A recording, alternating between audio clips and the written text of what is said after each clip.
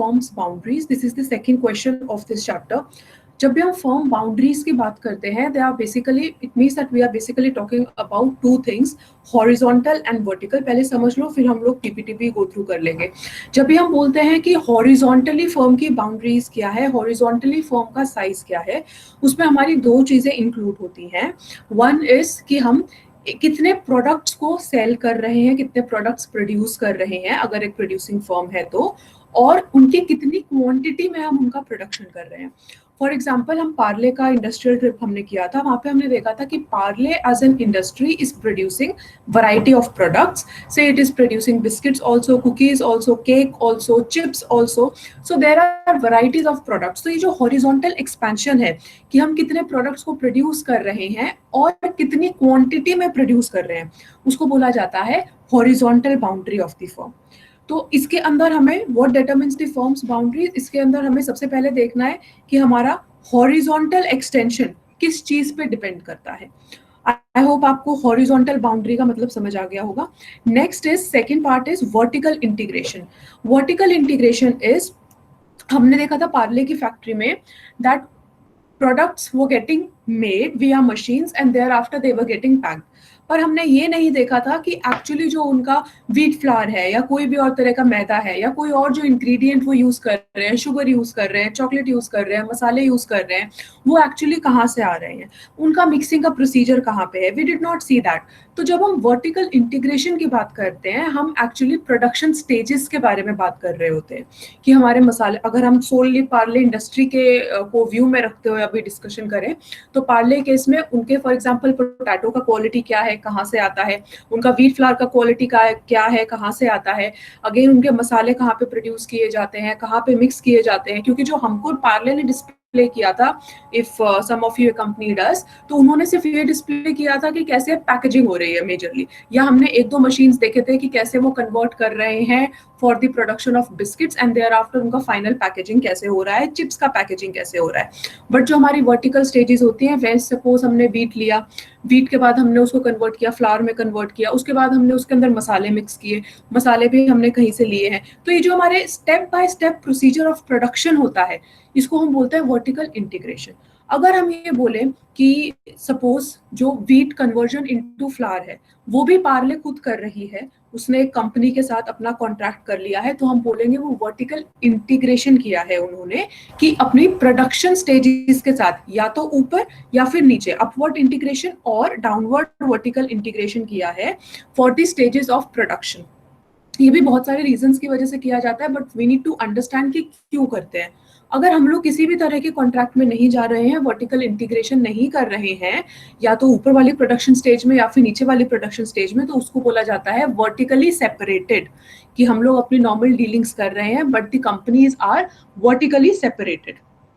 Lemon terms में आप लोगों को आई थिंक क्लियर हो गया होगा अभी कि हॉरिजॉन्टल बाउंड्रीज और वर्टिकल बाउंड्रीज का क्या मतलब होता है.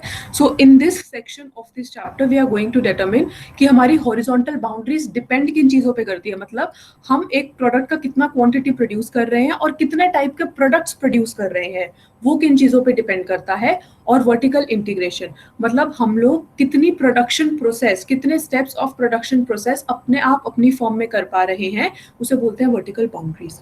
Let us go through this slide. So why should firms be of the size they are? Why not smaller or bigger? What does economic analysis have to say about the firm size?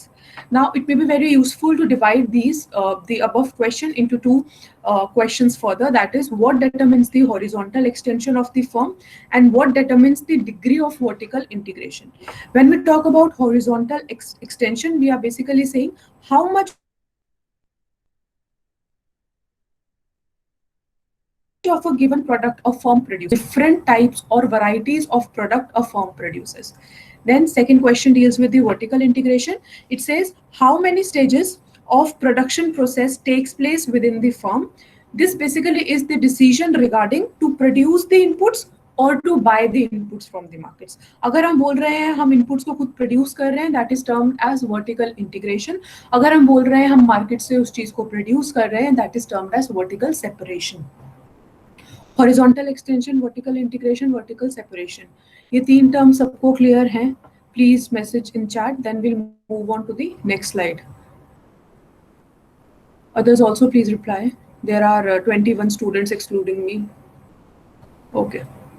So now they have given this example that suppose by acquiring Skoda CEAT, this company has increased its vertical stretch. Vertical stretch increase करना मतलब अपने competitors के साथ merge करना या acquire करना.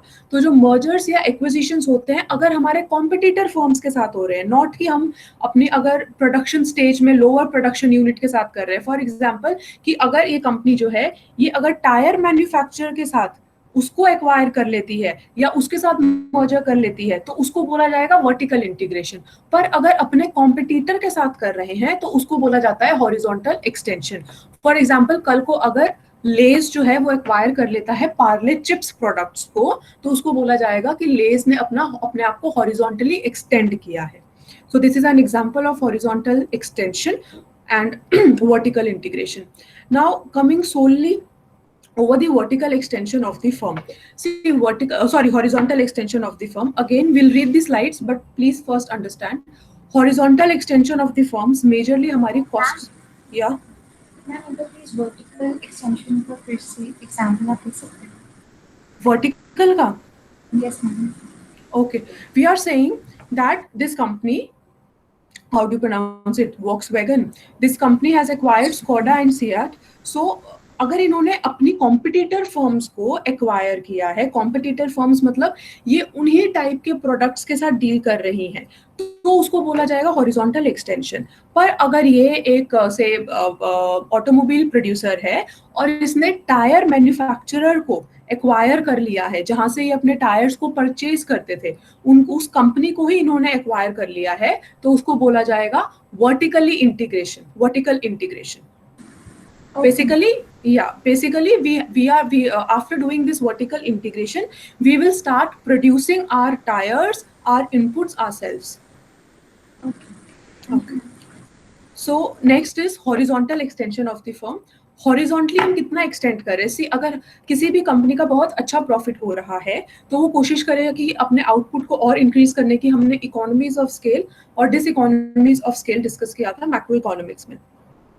Internal economies of scale भी हमने डिस्कस किया था वेयर इट सेज कि अगर हम लोग अपना आउटपुट इंक्रीज करते हैं जिसकी वजह से हमारा कॉस्ट रिड्यूस करता है then we can say that the company or that particular firm is operating at the economies of scale level. तो अब हम लोगों से these curves, ये curves आपकी रीडिंग्स में नहीं है, ये मैंने ड्रॉ कर दिए हैं क्योंकि अगर हमारी क्लासरूम होती तो हम वहाँ पे बोर्ड पे प्ले कर सकते थे बट मुझे लगा इनकी जरूरत पड़ेगी क्योंकि आपने एक साल पहले कॉस्ट कर्व्स पढ़े थे. सो इसमें हम बोल रहे हैं कि जो हमारा मिनिमम कॉस्ट होता है, जो ऑप्टिमल प्रोडक्शन होता है, ये हमारा आउटपुट लेवल है.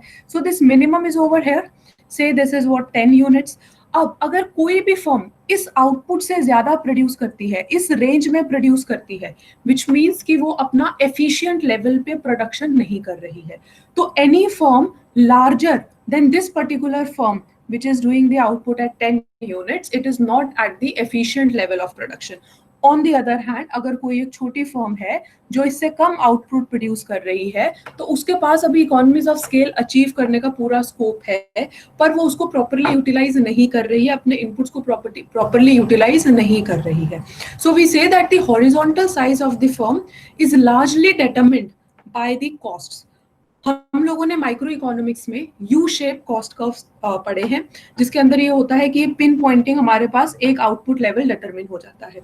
बट प्रैक्टिकल सिनारियोज में इंडस्ट्रियल इकोनॉमिक्स में जो भी एम्पेरिकल स्टडीज हुई हैं रिगार्डिंग द कॉस्ट कर्व्स वो ये बोलते हैं कि हम लोगों का जो एलएसी होता है वो इतना ज्यादा तीखा नहीं होता है कि हम पिन पॉइंट कर सके कि हमारा कौन से आउटपुट लेवल पे कॉस्ट एफिशिएंट रहेगा.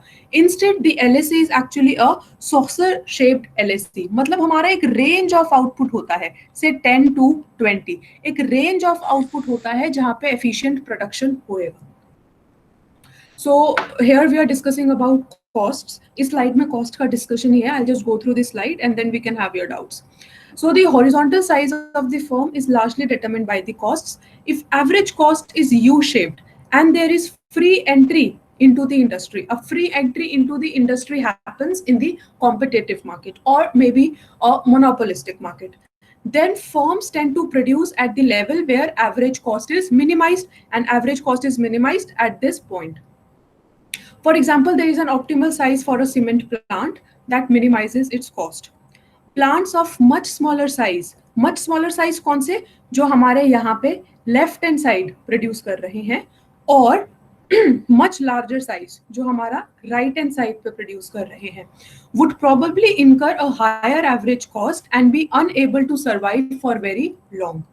इसलिए ऑप्टिमल साइज पे प्रोडक्शन करना बहुत जरूरी होता है. We should point out, however, that empirical evidence suggests average cost functions are U-shaped with flat bottom, that is saucer-shaped. This implies that there is a range of output levels that attain the minimum average cost. In other words, cost may not entirely allow us to pin down the size of the firm. सिर्फ cost के basis पे हम नहीं बोल सकते कि इस firm का horizontally size कितना रहेगा. Are we clear with this slide? We have continuation of this in the next slide, but are we clear with this one? Please reply. Okay. Now the problem becomes more complicated. अगर हम ये बोल रहे हैं कि एक firm है and within firm बहुत सारे plants हैं, क्योंकि हम लोगों का उन individual level of plants का भी different cost estimations होंगी, and therefore वो प्लांट कैसा ऑपरेट कर रहे हैं उसके ऊपर भी डिपेंड करेगा कि इन टोटलिटी में फर्म कैसा ऑपरेट कर रही है. The problem becomes more complicated if we consider the distinction between plant and firm. Production costs are actually related to the plant operations and not directly to the firm operations. Now suppose there is a unique output level that minimizes the plant average costs and that a given firm owns 2 plants. It is possible that the firm's average cost may be similar to the average cost of a firm owning 1 plant only. And if this is the case, then multi-plant firm creates a new dimension of interdependency of firm size. इसमें सिर्फ हम ये बोल रहे हैं कि ये problem इतनी इजी नहीं है कि हम लोग इतनी आसानी से बोल सकें कि हम लोगों का हॉरिजॉन्टली एक्सटेंशन कैसे होता है, हॉरिजॉन्टली साइज कैसे डिटरमिन किया जाता है. हॉरिजॉन्टली साइज हमारा कॉस्ट के बेसिस पे डिटरमिन किया जाता है, जहाँ पे सबसे कम कॉस्ट रहेगी वही बताएगा कि हम कितना कितना आउटपुट लेवल हमें प्रोड्यूस करना चाहिए. बट इसके अंदर सबसे पहली प्रॉब्लम तो ये है कि हमारा इतना ज्यादा pin pointed U shape curve नहीं होता है, सॉसर शेप्ड एलएसी कर्व होता है जिसके अंदर रेंज ऑफ आउटपुट आते हैं, तो हम पिन पॉइंट नहीं कर सकते. दूसरी प्रॉब्लम ये बता रहा है कि इसके अंदर हमारी एक फर्म के अंदर बहुत सारे प्लांट्स भी होते हैं. अब वो प्लांट जो है अगर उनका जो एलएसी है वो सबका सेम है, मिनिमम पॉइंट पे आ रहा है, then it is good, then we can say okay cost is directly determining the horizontal size. But if not, then the problem becomes more complicated of how to determine the horizontal extension or the horizontal size of the firm. Are we clear with the horizontal size? Your reading on this, your chapter on this concludes that horizontal size is determined, horizontal extension is determined on the basis of the curve, on the basis of the costs, but ये solely cost के ऊपर determine नहीं करता है, क्योंकि cost के अंदर ये दो तरह की problem आती है कि saucer shape cost curve होता है और हम लोगों का एक firm के अंदर बहुत सारे plants भी होते हैं. But for the safer side, in general, we can conclude that yes, cost are the major determinant of the horizontal size or the horizontal extension of a particular firm. Are we clear with the horizontal extension, guys?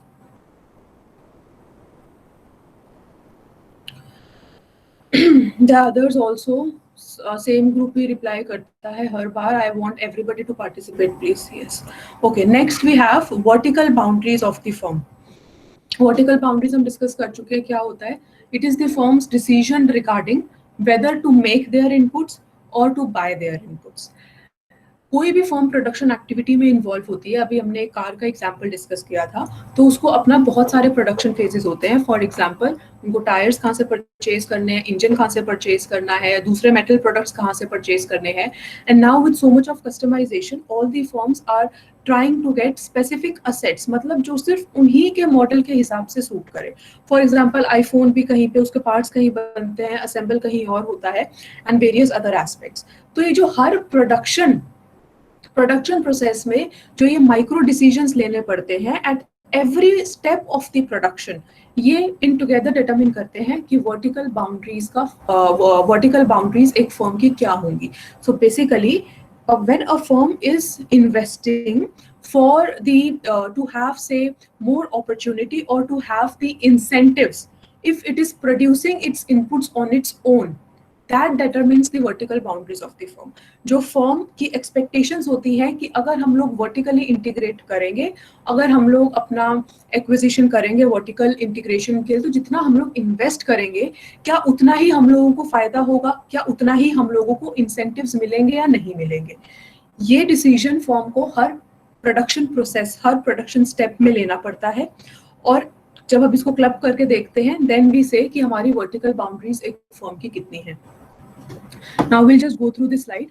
Perhaps a more interesting question regarding the boundaries of the firm is, why do we observe a great degree of vertical integration in some industries whereas very little in other industries? One of the most important question is that a firm has to make its own decision regarding how to obtain its inputs, that is to make the inputs or to buy the inputs. In other words, to use the market vertical separation. Vertical separation मतलब जो inputs हमें market में available हैं, जो factor markets में हम लोगों को inputs available हैं. So to use the market or to use the firm मतलब vertical integration करना. The degree of vertical integration in a given industry results from the aggregation of these micro decisions at each stage of the production process. Understanding the nature of the make or buy decision contributes to understanding the nature of the firm, as well as it acts as the determinant of the industry structure. Industry structure मतलब number of buyers and sellers, जो हमने structure conduct paradigm में discuss किया था. Basic conditions हमारे structure determine करती हैं. तो ये जो decisions होते हैं firms के कि उनको market से buy करना है, vertically integrate करना है या vertically separate रहना है, ये decisions in turn determine करते हैं कि industry का structure कैसा रहेगा. Do you want me to go back to that slide of structure? Or is it clear? Is it clear, or do you want me to go back to the slide of that structure one? Clear? Okay. So next we say, okay, so this is an example. Example मैं आपको एक बार समझा देती हूँ. So vertical integration का example है ये. This is a classical case study of Fisher body. Fisher body पढ़ लेना आप लोग इसको, अभी ही रीडिंग मार लेंगे, पहले समझ लो एग्जांपल क्या वेरा है. फिशर बॉडी एक्चुअली सप्लाई करती थी असेट्स को, जो स्पेसिफिक असेट्स होते हैं, to the General Motors for the production of the car bodies. पर उस टाइम पे एक शिफ्ट आया, वुडन बॉडीज से मेटल बॉडीज में शिफ्ट आया. अब जब हम बोल रहे हैं मेटल बॉडीज में आया, मतलब वुडन की जगह मेटल प्रोडक्ट्स यूज होने लगे, मेटल के असेट्स यूज होने लगे, मेटल पार्ट्स यूज होने लग गए इन कार बॉडीज, विच मीन्स कि अब फिशर बॉडी जो कि इनपुट प्रोवाइड कर रहा है टू द जनरल मोटर्स, अब वो अगर मेटल के प्रोडक्ट्स में कन्वर्ट करेगा तो उनकी कॉस्ट लगेगी, cost of having more machinery, cost of converting things into metals. और अगर वुड का होता है अब हमारे असेट्स या हमारे पार्ट्स, तो अगर वुड के पार्ट्स होते हैं, just 1 second, Sarthak has been denied the entry, he was too late. Okay, अगर वुड के पार्ट्स होते हैं तो वो हम इजीली कन्वर्ट कर सकते हैं, बट अगर एक बार हमने मेटल के पार्ट्स बना दिए तो वो उस इंडस्ट्री के लिए स्पेसिफिक असेट्स हो जाएंगे जिनके कस्टमाइजेशन के अकॉर्डिंग उन प्रोडक्ट्स को, उन पार्ट्स को प्रोड्यूस किया गया होगा. तो अगर जीएम इन मेटल प्रोडक्ट्स को नहीं परचेज करता है after some time, then it would be a huge cost for this Fisher body, जो उनको अपने प्रोडक्ट्स प्रोवाइड करा रहा है, जो रॉ मटेरियल्स प्रोवाइड करा रहा है, मेटल पार्ट्स प्रोवाइड करा रहा है. इसकी वजह से क्या हुआ कि फिशर बॉडी और जीएम ने, एक जनरल मोटर्स ने long term 10 year contract sign कर लिया कि ठीक है, हम इनपुट्स आपसे ही लेंगे, जो मेटल प्रोडक्ट्स हैं हम आपसे ही लेंगे. बट इवेंचुअली जनरल मोटर्स की डिमांड बहुत ज्यादा इंक्रीज हो गई. अब क्योंकि जो ट्रांसपोर्टेशन कॉस्ट था इन मेटल बॉडीज का, वो ट्रांसपोर्टेशन कॉस्ट फिशर बॉडी से लाते लाते जीएम तक, जहाँ पे एक्चुअली सारा एसिमिलेशन और वो सब होता था, वहां पे उनका बहुत ज्यादा ट्रांसपोर्टेशन कॉस्ट इंक्रीज हो गया. As a result of which, GM requested the Fisher body that you please switch your plant nearby our plant so that हम लोगों का जो cost है वो reduce हो जाए. But both the parties were not agreeing to this, क्योंकि Fisher body को ऐसा लग रहा था कि अगर हमने अभी इन लोगों की बात मान ली तो फिर इनकी bargaining power increase हो जाएगी, और बार्गेनिंग पावर इंक्रीज हो जाएगी तो why would we want that, क्योंकि ये हमारे आगे नेक्स्ट कॉन्ट्रैक्ट को भी इम्पैक्ट करने वाला है. And same goes for the General Motors. तो इस प्रॉब्लम को बोला जाता है hold up problem. Hold up problem मतलब it is a situation where two parties may be able to work most efficiently by cooperating, but they refrain from doing so because of concerns that they may give the other party increased bargaining power and thus reduce their own profits. तो अब क्योंकि ये hold up problem arise हो गई तो eventually GM ने completely acquire कर लिया फिशर बॉडी को. So this is the example of why vertical integration generally exists in the market. Layman terms में example समझ आ गया? Shall we give it a reading? Shall we give it a reading? Okay. So let us start with a classical case study, that of Fisher body. Very early in the 20th century, the technology of car manufacturing moved from wooden bodies to metal ones. Unlike wooden bodies, metal bodies require large investments that are specific to the particular body that is manufactured. That is, once investments are made, the resulting assets can be used only for the specific type of car body for which they were created. And we refer to this as specific assets. एक specific चीज के लिए customised चीज produce की गई है, इसलिए उसको स्पेसिफिक असेट्स बोला जाता है. During the wooden body era, general Motors bought car bodies from Fisher body on a short-term contractual basis. It was clear to both parties that the switch to metal bodies, with all the specific investments it involved, opened the door for opportunistic behavior. Opportunistic behavior मतलब कि Fisher body को भी ये पता था कि अगर वो one of the few companies होंगी जो कि मेटल प्रोडक्ट्स को प्रोड्यूस करेंगी तो उनको बहुत ज्यादा अपॉर्चुनिटी मिलने वाली है मार्केट के अंदर.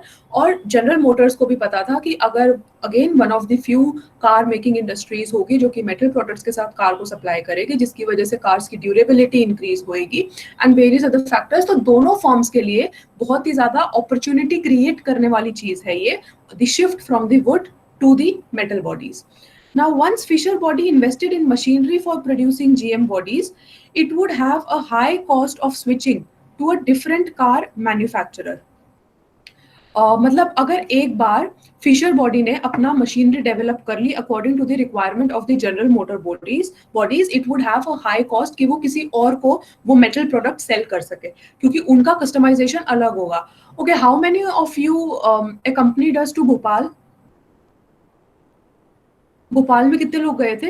वहां पे आपने सुना था वो कह रहे थे कि हम हमारे जो इक्विपमेंट्स होते हैं ये स्पेसिफिक इक्विपमेंट्स होते हैं. और अगर ये शुभम, अगर आप लोगों को याद होगा तो उस क्लास में जनरली लोग सो रहे थे जो हमने लंच के बाद अटेंड की थी, बट एनीवेज, सो उसमें उन्होंने ये बताया था कि हम लोग का जो स्पेसिफिक डिमांड्स के ऊपर, कॉन्ट्रैक्ट्स के ऊपर हम लोगों की प्रोडक्शन होती है. और अगर एक बार ये प्रोडक्शन कैंसिल हो गया तो हमने जो कुछ भी आउटपुट प्रोड्यूस किया है, जो मशीन्स हम लोगों ने प्रोड्यूस किया, जो वो डैम्स वगैरह के लिए हम लोगों ने देखा था, वो सब हमारा वेस्ट हो जाता है क्योंकि हर डैम के according different types of structures create करने पड़ते हैं. यहाँ पे मैं स्ट्रक्चर थ्योरी वाला नहीं कह रही हूँ, by structure I mean the machines and all other tools, equipments, etc. तो same thing happens over here also कि अगर एक बार GM इस पार्ट पर ही, oh okay, very good Shubham, फिर आप शायद और अच्छे से बता सकते हो if I have missed out something. Yes, Ayushi, the turbines. Shubham, do you want to say something on this? No. Ma'am आपने सारा कवर कर लिया ma'am. Okay Shubham. So similarly ये वही चीज बोल रहे हैं कि अगर एक बार फिशर बॉडी ने मशीन्स बना ली है according to the customization of the requirements of General Motors, तो उसके बाद अगर जनरल मोटर्स रिफ्यूज कर देती है कि भाई हम तो नहीं करने वाले आपके साथ नेक्स्ट कॉन्ट्रैक्ट, तो उनकी जो मशीन में उन्होंने इन्वेस्ट किया था that will be wasted and Fisher body would feel as a hostage to GM. Therefore they went into a long term 10-year contract. But GM cars, इनका डिमांड बहुत ज्यादा इंक्रीज हो गया. So General Motors was unhappy with the contractual terms and they proposed renegotiating them. The strain in the contractual relationship between Fisher body and GM was further increased when the latter urged the supplier to locate its plants next to the GM's plant. Now the idea was that with adjacent plants there would be no need for loading docks. This would be a much more efficient solution, but it would further increase the scope for post-contractual opportunities. The cost for Fisher body to switch to a different buyer would now be enormous. मतलब अब अगर Fisher body ने general Motors की बात मानते हुए अपने plant को जनरल मोटर्स के पास शिफ्ट कर लिया, और उसके बाद अगर फिशर बॉडी चाहेगी कि वो किसी और बायर को सेल ऑफ करे, मे बी 10 साल के बाद 10 साल का कॉन्ट्रैक्ट रिन्यू ना हो, तो उसके बाद अगर वो चाहेगी कि वो किसी और प्रोड्यूसर को सेल ऑफ करे, तो उनके लिए ये और मुश्किल हो जाएगा, क्योंकि अब पहले हो सकता है उन्होंने अपना प्लांट किसी ऐसी लोकेशन में रखा हो जहां से उनकी अपॉर्चुनिटीज बहुत ज्यादा हो to reach the other car making industries. But अब अगर वो स्पेसिफिकली जनरल मोटर्स के पास शिफ्ट हो जाएगी, तो उसके बाद उसकी ये जो अपॉर्चुनिटीज होंगी to reach to other producers, that will also reduce, और अगर कॉन्ट्रैक्ट हो भी गया तो जो कॉस्ट ऑफ ट्रांसपोर्टेशन होएगा वो इंक्रीज हो जाएगा। So understanding this situation, understanding that this situation could not be sustained, General Motors decided to acquire Fisher Body, which it gradually did between 1924 and 1926. Finally, they acquired. Now, the GM Fisher Body example suggests a theory of when firms would be vertically integrated, that is, when transactions should take place inside the firm and not through the market. Inside the firm मतलब कि कब हमारा vertical integration होना चाहिए, not through the market मतलब कि कब हम लोगों का वर्टिकल सेपरेशन नहीं होना चाहिए। The key element of this theory are the occurrence of specific assets. Occurrence of specific assets मतलब जो specific demand के लिए बनाया जाता है, specific company के लिए बनाया जाता है, and the possibility of opportunistic behavior. Once those investments are made, a situation known as hold up problem arises. Hold up problem अभी पढ़ा था कि जब वो कोऑपरेट करके तो एक एफिशिएंट सोल्यूशन की तरफ प्रोसीड कर सकते हैं, पर इनको लगता है कि दूसरी पार्टी को ज्यादा प्रॉफिट हो जाएगा, उनके पास ज्यादा बार्गेनिंग पावर चली जाएगी, तो इस वजह से ये स्टक अप हो जाते हैं, होल्ड अप प्रॉब्लम अराइज हो जाती है। But vertical integration does not solve all incentive problems. In fact, it creates new incentive problems. Continuing with the example of GM, one of the problems the company has experienced in the past is that of quality. Quality कैसे कि अगर जो GM की subsidiaries हैं या जिनके साथ उन्होंने कॉन्ट्रैक्ट कर लिया है, अब क्वालिटी चेक वगैरह तो नेचुरली होता ही है, बट लोअर क्वालिटी के प्रोडक्ट्स अगर सप्लाई हो रहे हैं तो कॉन्ट्रैक्ट को इतनी जल्दी कॉल ऑफ करना आसान नहीं होता है। तो जो सब्सिडरीज होंगी जिनके साथ हमने कॉन्ट्रैक्ट कर लिया है, उनके साथ हम कॉन्ट्रैक्ट को इतना इजीली ले ऑफ नहीं कर सकते हैं जितना कि एक मार्केट के अंदर जहां से हम इनपुट्स को परचेज कर रहे हैं, उनको तो हम कंप्लीटली रिफ्यूज कर सकते हैं कि अगर लो क्वालिटी प्रोडक्ट है तो हम आपके प्रोडक्ट्स को परचेज ही नहीं करेंगे। बट अगर एक कॉन्ट्रैक्ट में आ गए हैं तो वो लंबा प्रोसीजर हो जाता है कॉन्ट्रैक्ट को कॉल ऑफ करना। तो एक प्रॉब्लम को सॉल्व करने के लिए हम लोगों ने वर्टिकली इंटीग्रेट किया, बट उसके बाद हमारी दूसरी टाइप की प्रॉब्लम्स अराइज हो जाती हैं। So typically parts supplied by GM subsidiaries are of lower quality than those supplied by independent suppliers. An independent supplier knows that by lowering quality, it risks losing its business with the GM, that is General Motors, whereas a GM affiliate expects to continue supplying GM cars even if quality standards slip away. So these are different type of problem that arises, incentive problems that arises. Now these are some examples. It says इसको solve कैसे करना है, मतलब जो extreme है हम लोगों का, या तो हम पूरी तरह से वर्टिकली इंटीग्रेट कर ले या फिर हम पूरी तरीके से वर्टिकली सेपरेट कर ले, तो ये दोनों बहुत एक्सट्रीम सिचुएशंस हो जाती है। इंस्टेड हमें एक ऑप्टिमल सोल्यूशन आइडेंटिफाई करना चाहिए। उस ऑप्टिमल सोल्यूशन को इन्होंने टेपर्ड इंटीग्रेशन बोला है, whereby a given input is bought from an affiliated supplier and from an independent one. Now there are three examples that I have listed. एक बार फिर से रिपीट कर देती हूँ। Tapered integration is an optimal solution कि हम दोनों extremes में ना जाएं। कुछ पार्ट्स को हम लोग, मतलब अगर हमें से एक्स वाई, अगर हमें से पार्ले के चिप्स के लिए आलू का रिक्वायरमेंट है, पोटैटो का रिक्वायरमेंट है, तो हम कुछ फार्मर्स के साथ कॉन्ट्रैक्ट कर सकते हैं, वेयरएज कुछ फार्मर्स को हम परचेज कर सकते हैं अपने इनपुट्स को without going into the contract. So in this way we are able to manage the quality also. और अगर हमें कॉन्ट्रैक्ट को ले ऑफ भी करना पड़ गया तो ऐसा नहीं है हमारे पास सप्लायर है ही नहीं, we are purchasing from the market, we are not totally dependent on the vertically integrated firm जिसके साथ हमने कॉन्ट्रैक्ट किया है। This is tapered integration. Now there are 3 examples. First is for Coke. PepsiCo and crude oil supply to oil refineries. Basically जो ये Coca Cola है, Pepsi Cola companies हैं, ये अपना जो इनकी बॉटल्स होती हैं ये खुद भी प्रोड्यूस करते हैं और ये डिस्ट्रीब्यूटर्स वगैरह से भी, जो आप अगर आपने वो देखा होगा, आई डोंट नो अभी हमारी कैंटीन में तो ये फैसिलिटी नहीं है, but when I used to study तो हमारे कॉलेज में होता था कि वो कांच की बोतल में मिलती थी, पेप्सी, कोक, मिरांडा, माजा, व्हाटएवर, और वो कांच की बोतल हम लोगों को वापस करनी होती थी. सो बेसिकली ये बीच में दीज आर इंटरमीडियरीज जो कि यूज्ड बॉटल्स को दोबारा से सप्लाई करते हैं.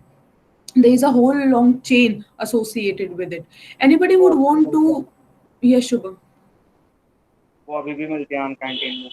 अच्छा, मिलती है हमारी कैंटीन में. Okay, good. So anybody would want to explain it further regarding Coke and PepsiCo associated with the example of tapered integration? No. Okay, next is franchising. इस पे तो हम लोग बहुत कुछ बोल सकते हैं. फ्रेंचाइजिंग पे तो अभी तो यही जमाना ही चला हुआ है. So a system that has been used in a variety of industries from fast food, McD to designer clothing. Franchising combines the benefits of vertical integration, that is, specific investments are paid by the mother company with the benefit of vertical separation also, because franchises retain most of the profit they generate and thus have strong incentives to be efficient.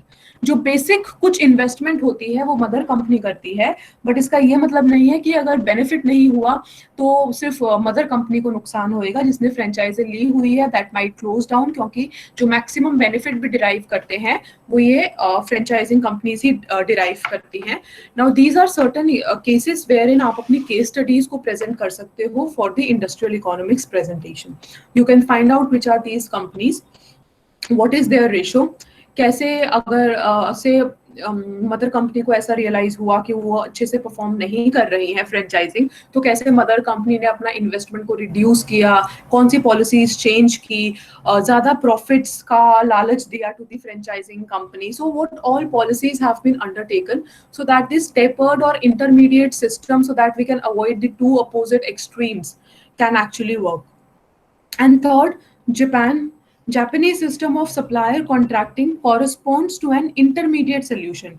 That is, the firm and its suppliers establish a long-term informal relationship that falls short of full-scale vertical integration.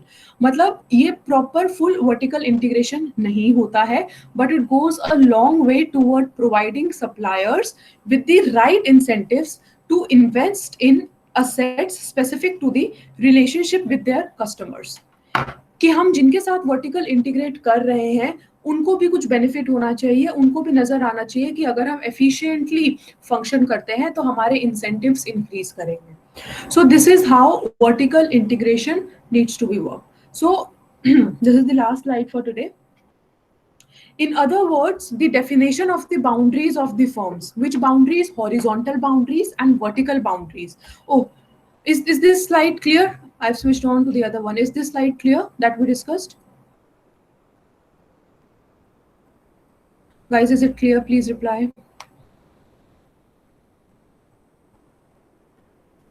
Okay. So this is the concluding slide. In other words, the definition of the boundaries of the firm, that is vertical boundaries and horizontal boundaries of the firm, is far from being a well-defined problem with a well-defined answer. इसका हम कोई एक particular answer नहीं दे सकते हैं, बस हम major ये बोल सकते हैं कि जनरली इस चीज पे डिपेंड करता है, मेजरली इस चीज पे डिपेंड करता है. Moreover, it is not uncommon to find two otherwise similar firms that differ significantly in the way they are organized. For example, the Italian clothes manufacturer depends largely on a franchise system for its retail sales, whereas Spanish rival Zara is completely vertically integrated. अब तो आपको काफी सारी companies के नाम भी मिल गए हैं जिनके ऊपर आप अच्छी खासी रिसर्च करना स्टार्ट कर सकते हो for your presentations, depending upon which area interests you most.